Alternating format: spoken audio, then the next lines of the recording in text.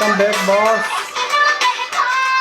আল্লাহ, আমার কি ফরেস্টার হবে না?